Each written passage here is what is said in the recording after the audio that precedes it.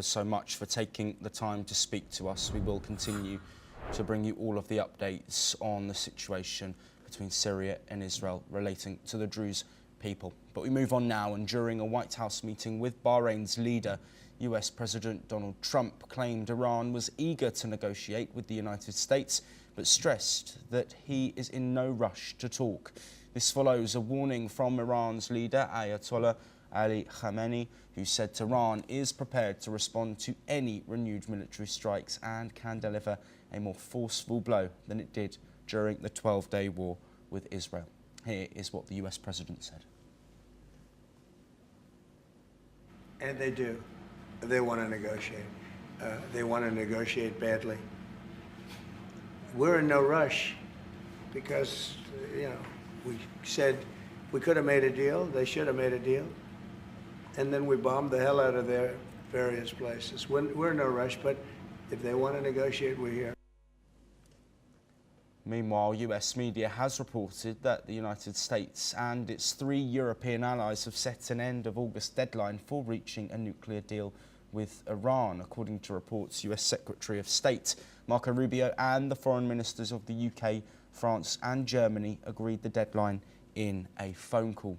Reportedly, if no deal is reached by that deadline, the 3 European powers plan to trigger the snapback mechanism that automatically reimposes all UN Security Council sanctions that were lifted under the 2015 Iran deal. The snapback provision is set to expire in October, with the activation process taking 30 days. European powers reportedly aim to complete this process before Russia assumes the presidency of the UN Security Council in October. Well, joining us to discuss this ongoing topic of uncertainty surrounding Iran's potential nuclear program and the reasons for that program, Ambassador Suresh Goel, a former diplomat, joining us from New Delhi. Unity here, Ambassador Goel, from the US and European nations. Why is that so significant? Well, clearly, as you mentioned, Josh, that October is the time when Russia assumes the presidency of the Security Council and will have considerable leverage in its hand in terms of international peace and security and the issues relating to nuclear deals, nuclear program of Iran. And therefore, we know it very well that Russia actually supports Iran in the matter of its own criterion, its own interest on the nuclear deal, and therefore they would want to do it before October.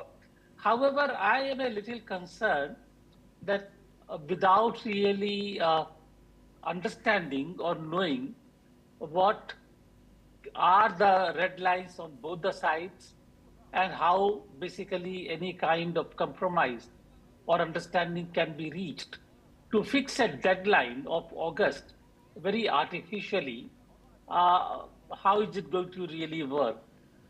Trump has the habit of announcing deadlines and then reneging at a later date from those deadlines and again fixing new deadlines.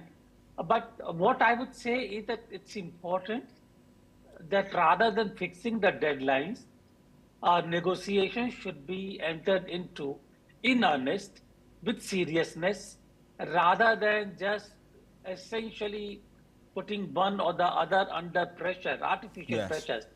Ambassador Goel, sorry, I just want to interject on that point and look specifically at what Donald Trump has said in the White House, building off your point there.